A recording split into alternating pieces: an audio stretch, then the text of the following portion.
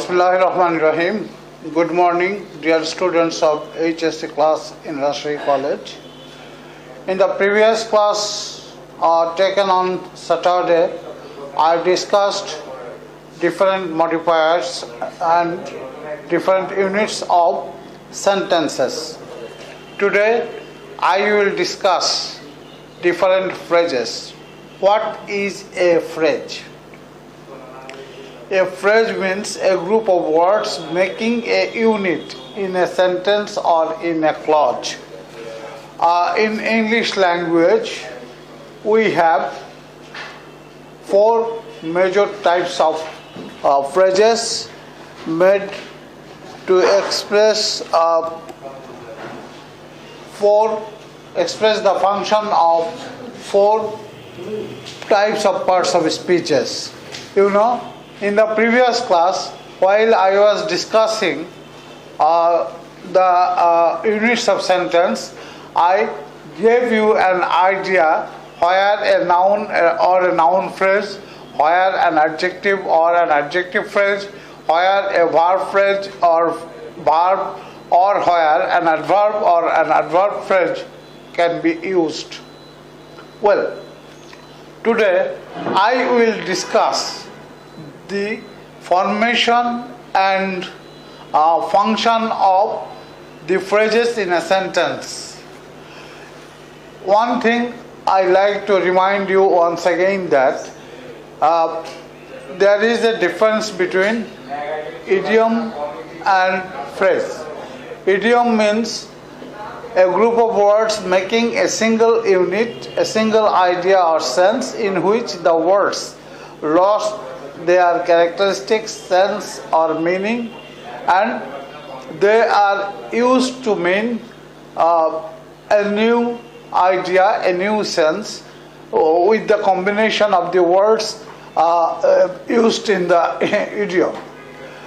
A phrase is also formed with more than one words.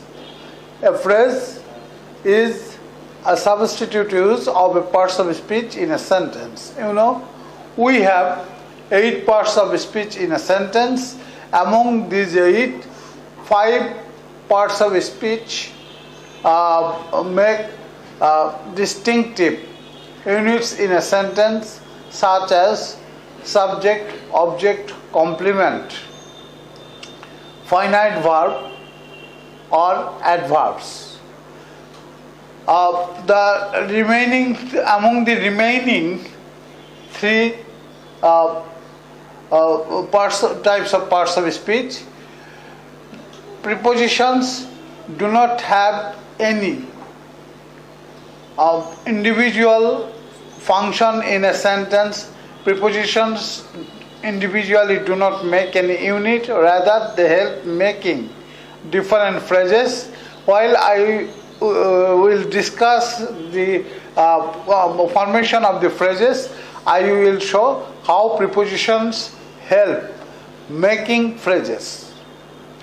Conjunctions are used as connectors, and interjections is a controversial part of speech which is not hard to define nor is very much important to learn. So, among the 5 important parts of speech, 5 used parts of speech, pronoun goes in the category of nouns. And where a noun or a pronoun can be used, in the previous class I told you, and now I am repeating, nouns or noun phrases can be used as the subject, object, and sometimes also as the complement of a clause or a sentence. Adjective phrases are used as the complements in the sentence. Verb phrases means phrasal verbs, a finite verb, or even maybe non-finite, is formed with a preposition, with an additional preposition after the original or base verb.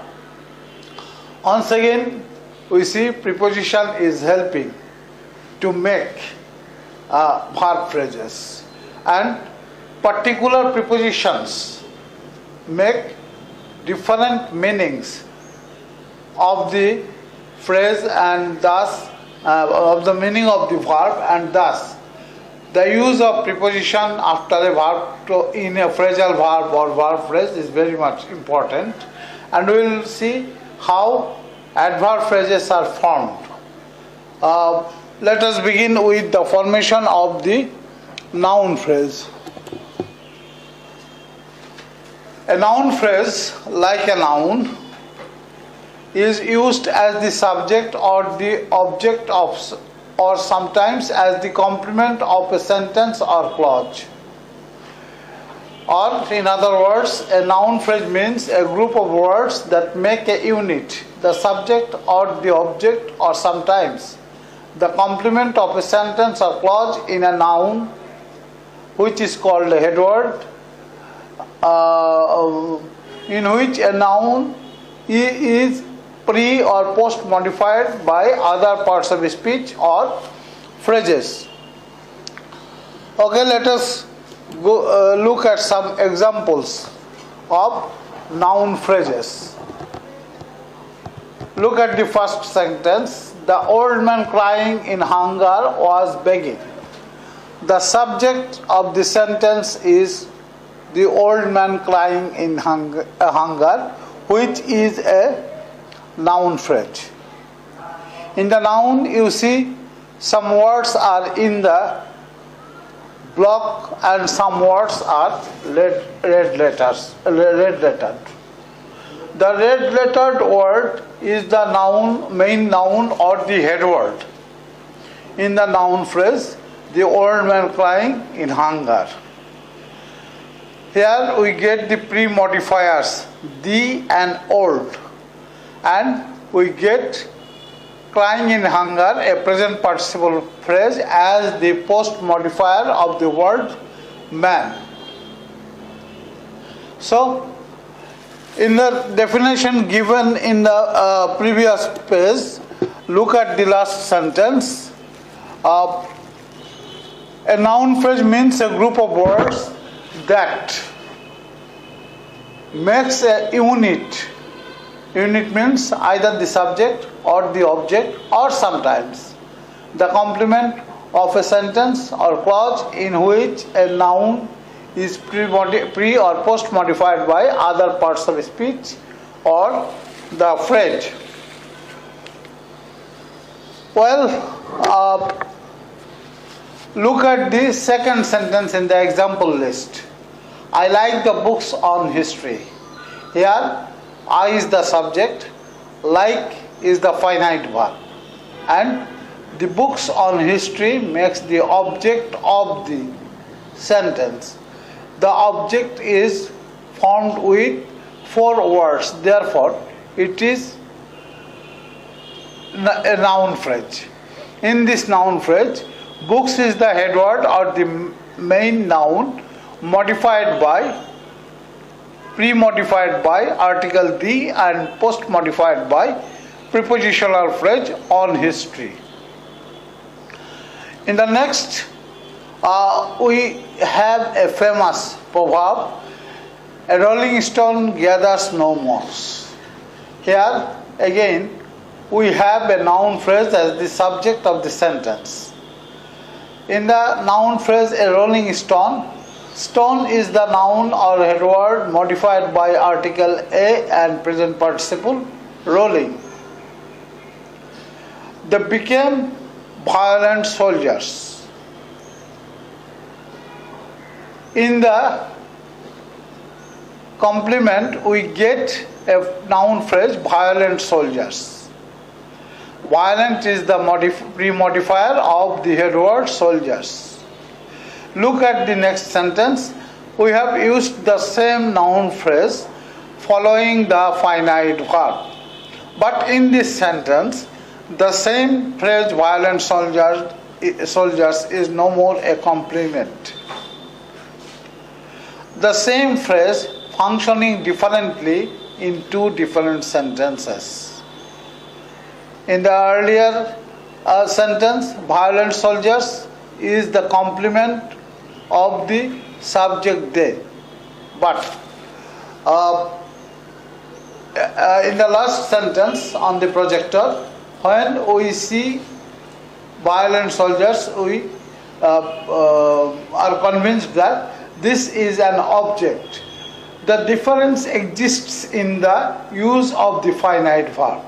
When the finite verb is a transitive verb, the following noun phrase is an object, and when the finite verb is a linking verb, the following noun phrase is a complement. And we have similar complements with adjectives as well. For example, look at the whiteboard. When we read or hear such a sentence, he feels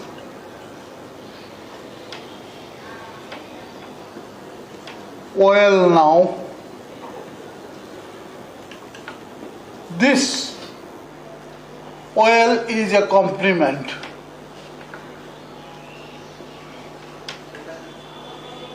That is, a complement qualifies the subject itself. The same word well can become an adverb as well. Well, in this sentence, he feels well. Well is an adjective complement. But when well is used in such a sentence, he walked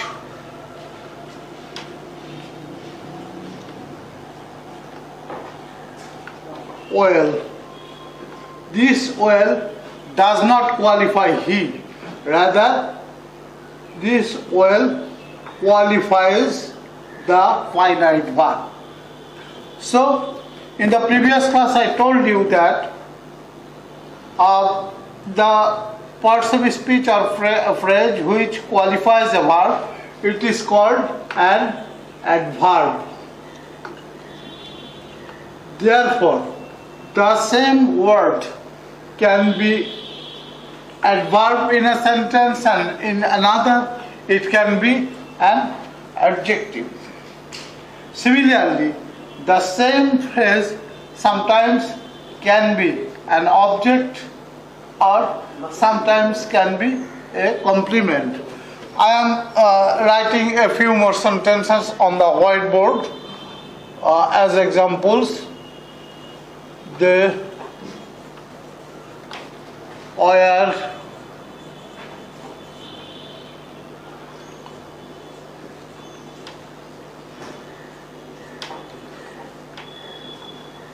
pretty kids.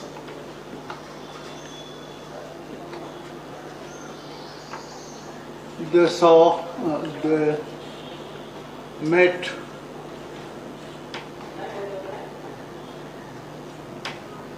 pretty kids.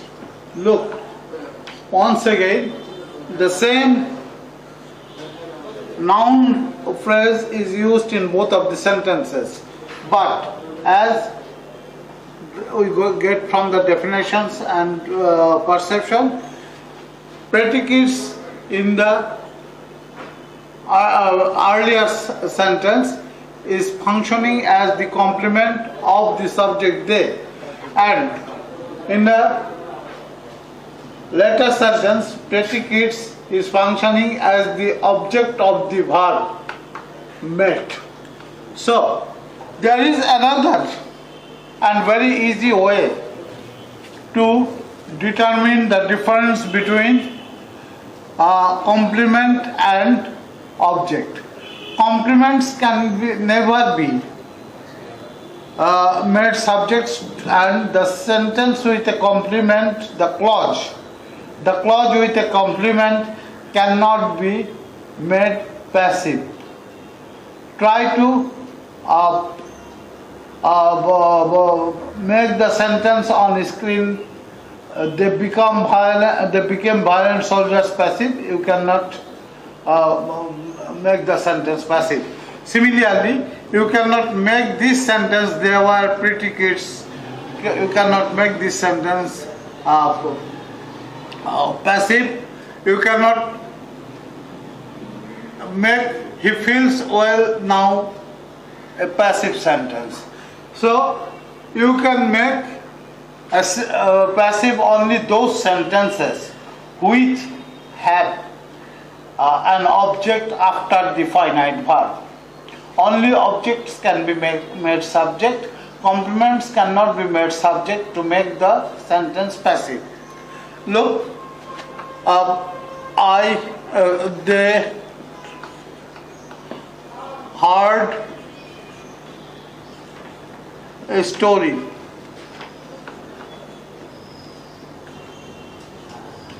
You can make this verb passive. Therefore, you can make the noun phrase a story. The subject of the passive form of the sentence, they heard a story. But you cannot make such a noun a subject to make the sentence a verb when we use a noun like this one.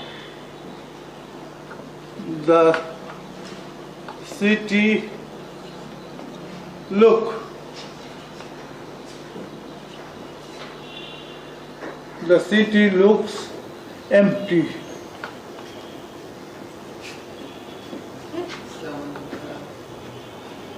The city looks empty. Here, empty qualifies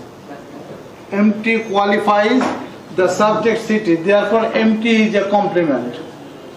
And you cannot make this complement the subject to make the sentence a passive one. Well, whether this is whether the noun phrase is a complement or an object depends on the verbs in general, but sometimes they depend on their own use as well. For example, I am now writing the same verb with different units after them. When we write a sentence with a finite verb run like this one, the river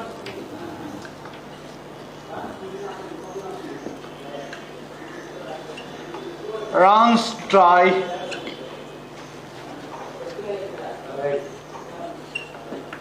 Dry is the complement of the subject river. But when we use the same verb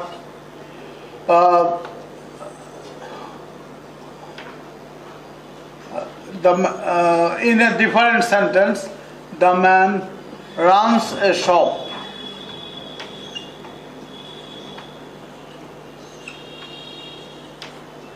Here a shop is the object.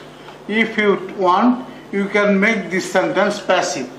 But if you want, you cannot make the sentence the river runs dry passive, because dry here is an adjective complement.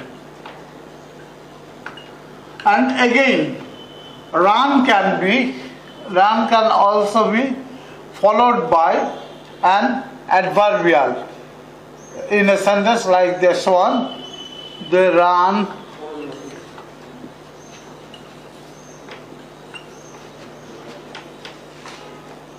in the morning.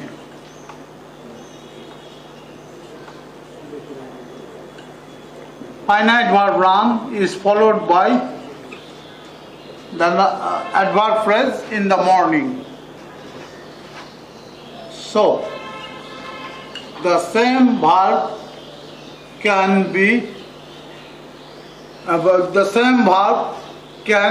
take a complement or an object or an adverb after this. And you know, in each of the sentences, run is used as the finite verb.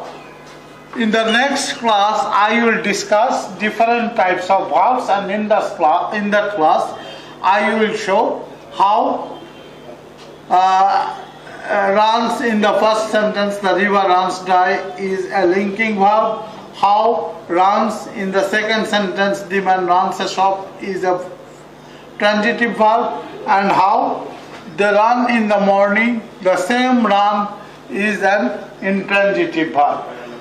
Whether the finite verb is a transitive or intransitive or linking depends on the unit that follows that finite verb. So we have our main concern is the formation and use of the noun phrases, and how a noun phrase can be formed. I discussed in the previous class a noun phrase, and in this class as well, a noun phrase can be formed with a noun modified by the phrases before or after it. Or a noun phrase means a group of words with a major noun or head word pre or post modified by some other parts of speech or phrases. And then let us go for discussing what is an adjective phrase. You know, in the sentences, adjectives are used either as the pre-noun modifiers or as the complement in a clause or sentence. Adjective phrases also, like adjectives, are used in the complement of a clause or a sentence. For example, when I write such a sentence like he is sick, sick is an adjective functioning as the qualifying the subject he. Therefore, sick is an adjective complement.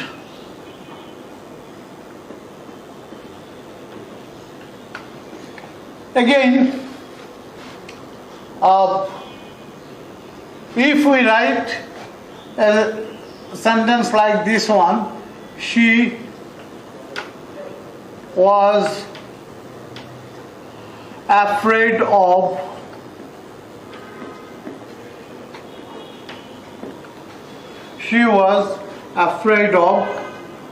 her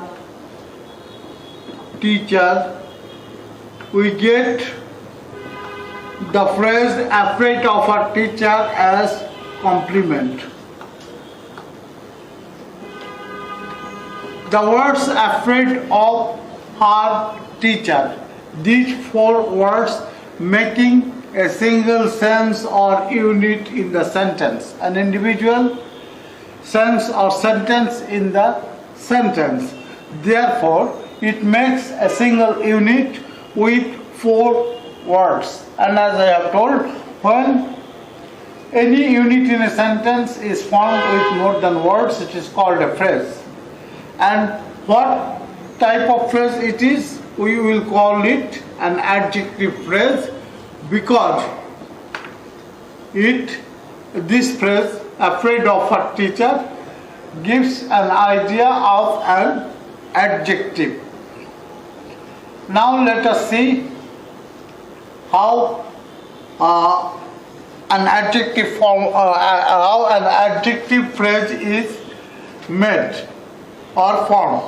In an adjective phrase, we get an adjective followed by a preposition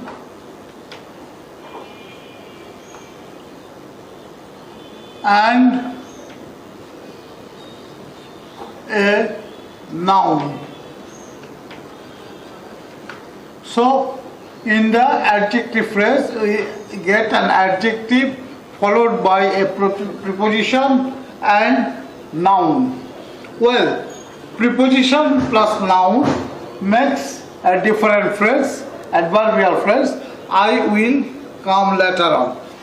A little while ago I told you that prepositions do not make any individual unit in a sentence. Prepositions make different phrases, and therefore prepositions can make noun phrase, adjective phrase, verb phrase, and also adverbial phrases. Prepositions are like some spices used in the vegetables. It is used in all the phrases. Though there are a number of noun phrases, a lot of noun phrases which do not need any preposition in it, but an adverbial phrase or a verb phrase or an adjective phrase cannot be formed without the use of at least one preposition.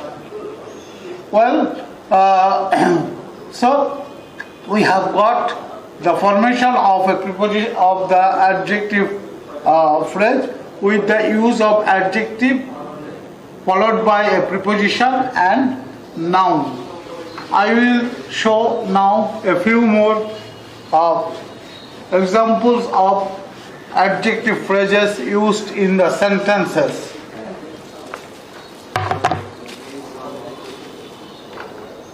When became thirsty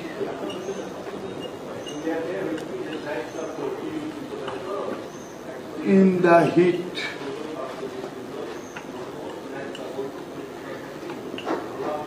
we all looked. When became thirsty in the heat, we all looked for some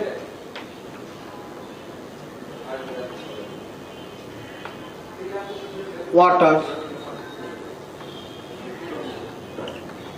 nearby. In this sentence, we have a number of units. For example, when is the clause connected,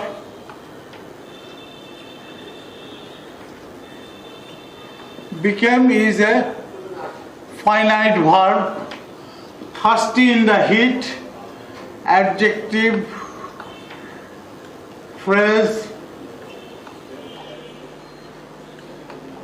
making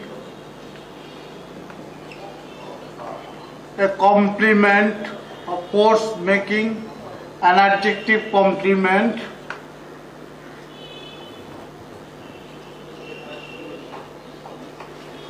we is the subject, we all make the subject, look for another finite verb, some water nearby. This makes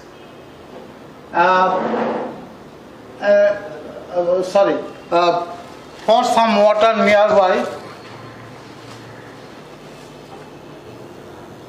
Some water nearby is the object or noun phrase in which the head word is water followed by the post modifier nearby and follows the pre modifier some. Anyway, my objective in this sentence is to show you the use of adjective phrase in a sentence.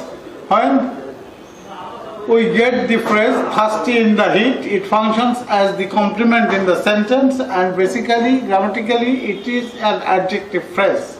with the adjective thirsty followed by the preposition in and noun the heat. So,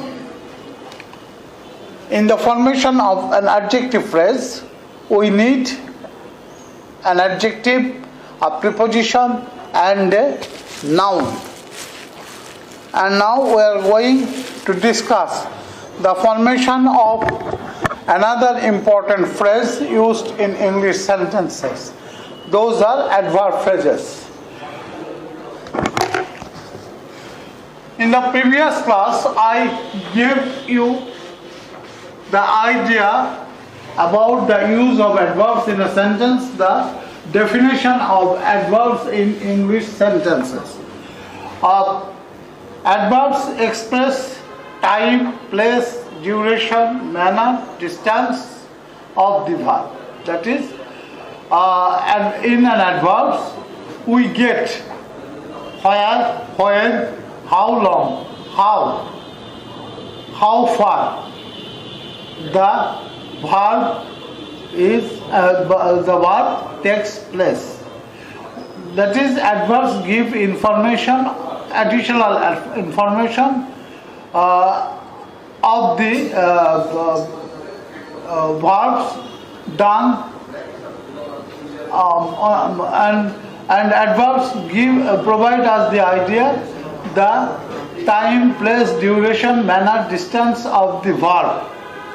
There are some verbs in English vocabulary.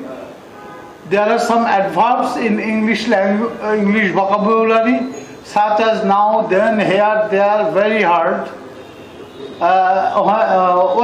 Hard when modifies a verb, it is an adverb. But hard sometimes functions as the complement of a complement in a sentence. When hard is used as a complement in a sentence, it is an adjective. Similarly, well, a little while ago, I showed on the whiteboard how well can become both an adjective and an adverb.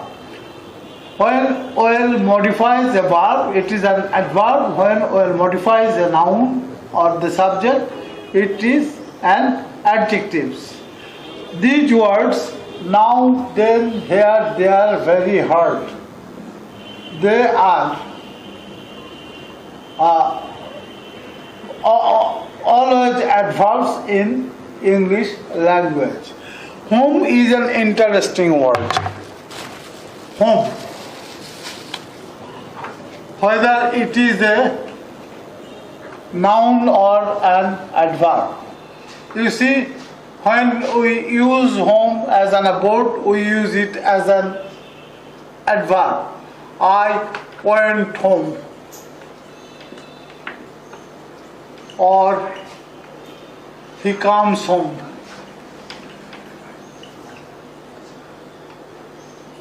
In neither of the sentences the word home takes any preposition before it. Still, they are adverbs. That is, home is an adverb in these sentences. But with these such verbs like go or come, whatever we use, we need a preposition, or verbs like go or come is always followed by an adverb. Just look at the sentences. He goes to school every day. Or I came from Dhaka. Or I came from Dhaka. Look at the sentences. Goes is followed by an adjective phrase, to school every day, and came is followed by another adverb phrase, from Dhaka.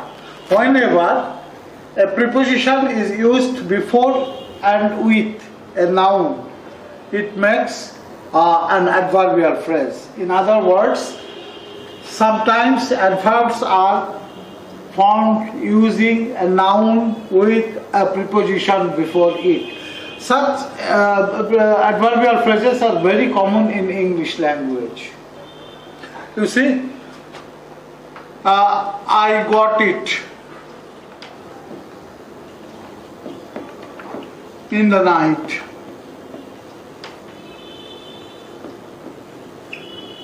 In the night is an adverbial mentioning the timing of the verb got, when the verb took place.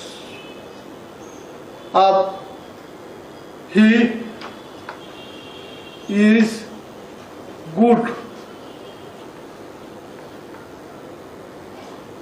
in mathematics.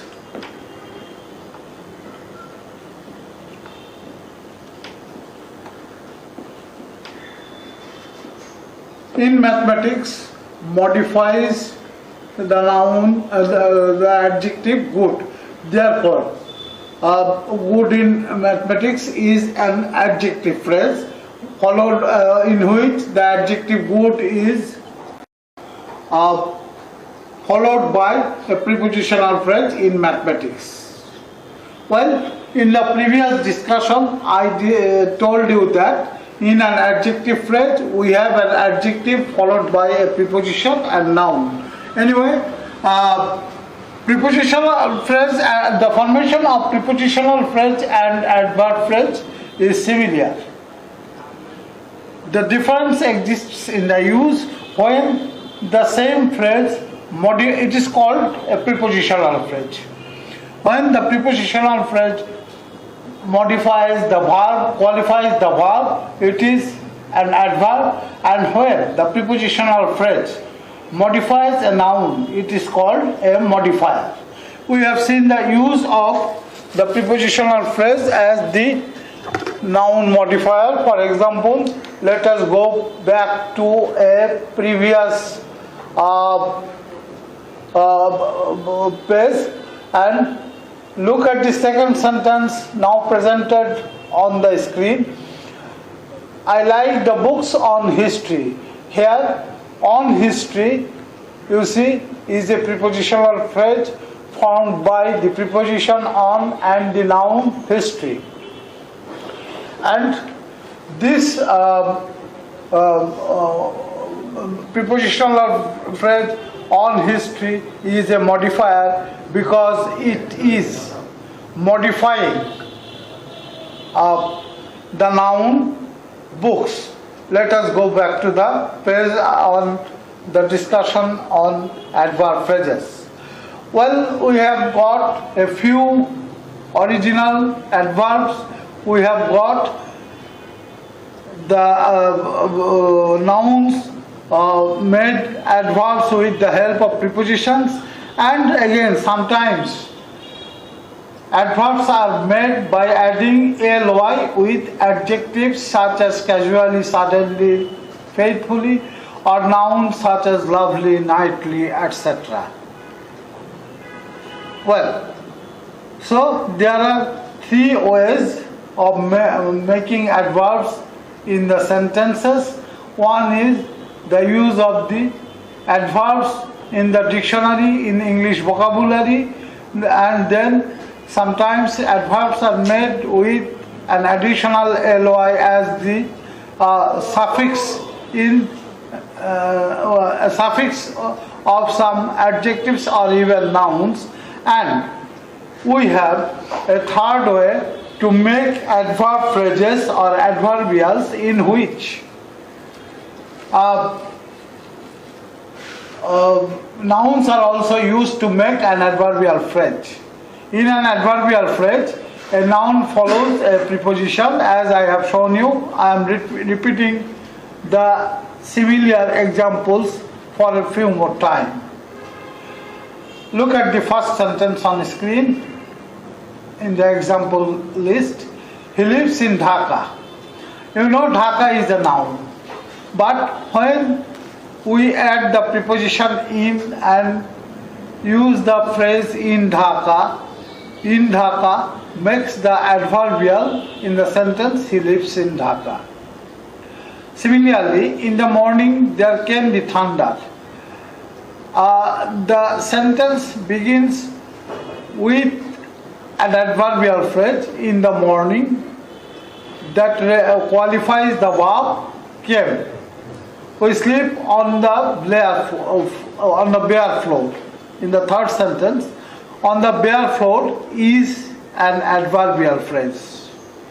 Adverbial phrases are also called prepositional phrases when they post-modify nouns.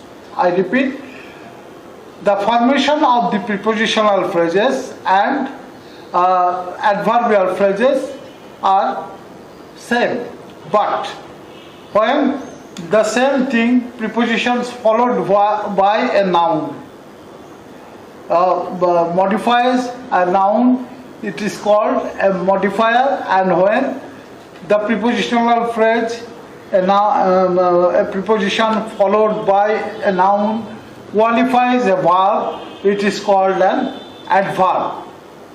And adverb phrases, once again I repeat, is formed with a preposition and a noun. Sometimes the nouns may have modifiers, sometimes the nouns may not have any modifier in the prepositional phrase. For example, look at the adverbial in Dhaka. Preposition in is followed by Dhaka, with Dhaka there is no modifier. But look at the third sentence in the example list. The head word is floor. Floor on the preposition on is followed by the noun phrase the bare floor. In the phrase the bare floor, head word or the noun floor is modified by an article the and an adjective bare. So in the adverbial phrase, the noun used after the preposition may have or may not have any modifier before or after it. And now we go for discussing verb phrases or phrasal verbs. In English language, there are some verbs which always take some particular prepositions after them, for which those verbs assume a particular sense or meaning. Such verbs are called verb phrases or phrasal verbs. These prepositions used after the base verb are very much important. But before discussing the importance of the prepositions in the verb phrases, let us look at the use of verb phrases in the sentences. Look at the examples. He looked like his father. He looked after you. The same verb, the same base verb, look takes like as its preposition in the first sentence, and after is used with look in the second sentence, and again in the third sentence look verb is followed by no preposition. 3 looks in 3 sentences give us 3 different meaning of the word look. The difference is determined by the use of the prepositions in the used with the verb look. When we say look like, look has one meaning. When we say look after, look assumes a different meaning. And when we say look without any preposition, look has the third meaning. In English language, there are some important verbs in which prepositions play a vital role and make the verbs used with different purpose. For example, deal is the best form of a verb, D-E-A-L. When deal is followed by the preposition with, it gives the idea behave. And when we use deal with another preposition in, it determines the sense trade. Thus we say he deals good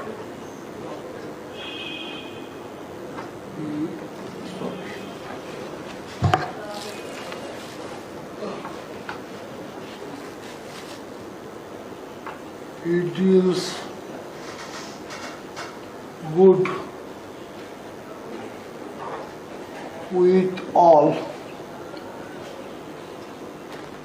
He deals good with all.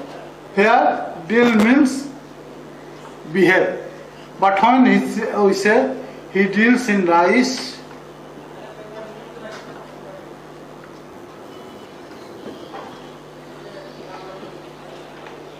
the verb deals mean trade.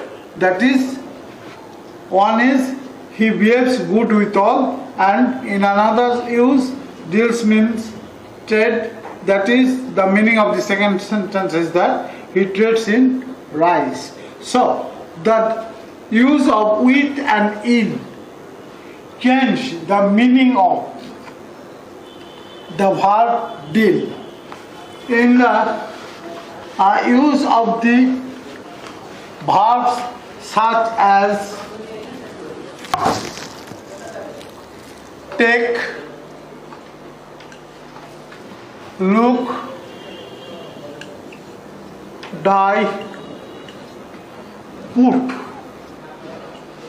we have different meanings from these verbs because of the use of prepositions. For example, when we get the preposition after following the base verb take, that is, take after means something, take care of, have another meaning, take down, take off, and there are a few more prepositions used after the verb take. Similarly, look is followed by the prepositions like, after, on, at, into, up. With the use of each of the prepositions after look, the sense and meaning of the verb look changes. And so we have the same case with the verb die. When we say die in, that is, that determines the death of one cause, die for, another cause, die by, another cause, die of, another cause, die from, another cause. Similarly, we use the prepositions on, in, into, down, off, up, with the base verb put. The use of prepositions with these verbs determine the sense of the verb in that particular senses. Therefore, because of the use of the prepositions with them, verbs lost their universal character. Rather, they become the sentence-based. They provide a sentence-based sense. So, verbs can provide a different meaning than our knowing when they are used with a particular preposition. For example, if we say he died from overeating, the word from means excessive work. And when we use on after the word put, it means wearing something. But when we use the preposition of after put, we mean getting rid of the clothes. Just opposite idea. Put on gives us the idea of wearing something, and put off gives us the idea getting rid of clothes. These prepositions are the part of the phrase, are the parts of the verbs in the sentences. That is why these are called verb phrases instead of they are considered as the part of an adverbial phrase followed by a noun. So, I am giving you a few examples why of the phrasal verbs with prepositions which are not the part of a noun of a prepositional or an adverb phrase, and which are the part of a verb phrase. For example, he put he came from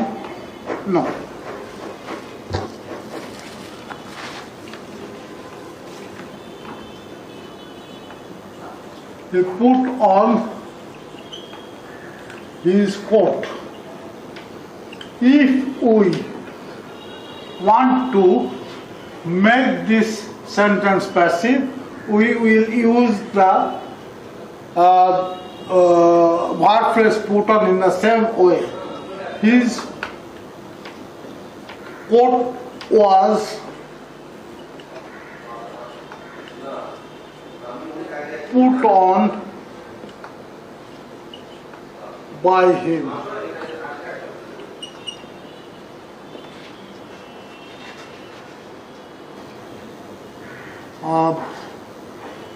I look at the boy. The boy is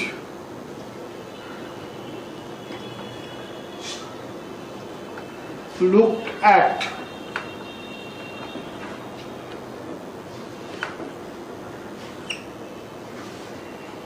by me. In both of the active and the passive forms of the sentence, the verb phrase look at is used in the same manner. So, in the phrasal verbs, we get the base form of verb, we get the verb with a preposition following that verb. And finally,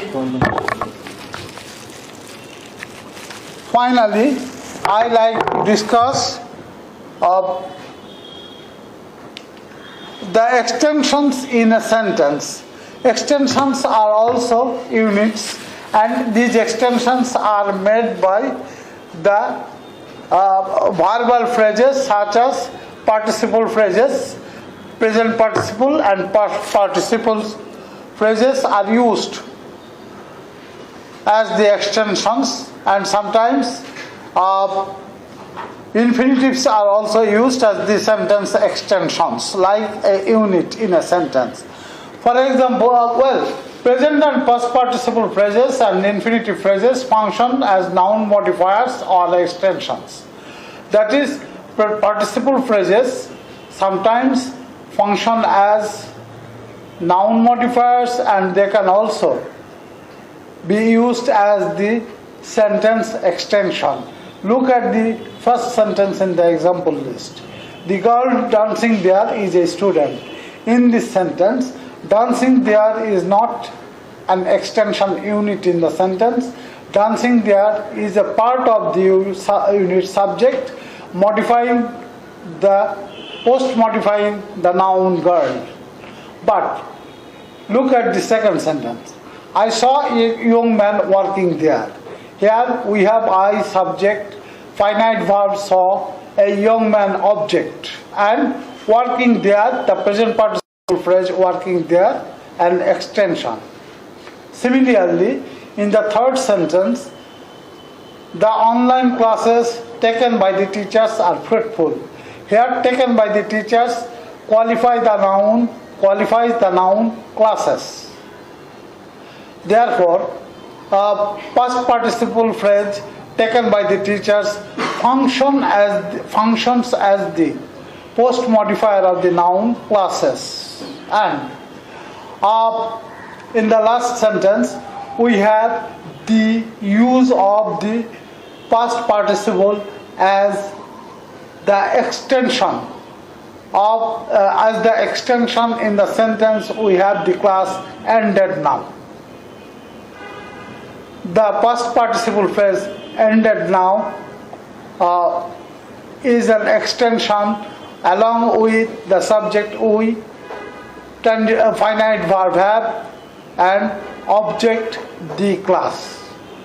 So with the last past participle phrase ended now, I like to draw the end of this class this time. Hope to see you again after the Holy Eid.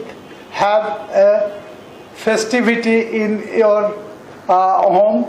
I hope your Eid will be similarly joyous in the midst of your family members.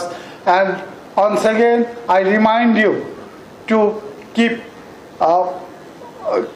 clean and maintain cleanliness in your home and the people around you. Thank you all. Thank you today. Khuda Hafiz.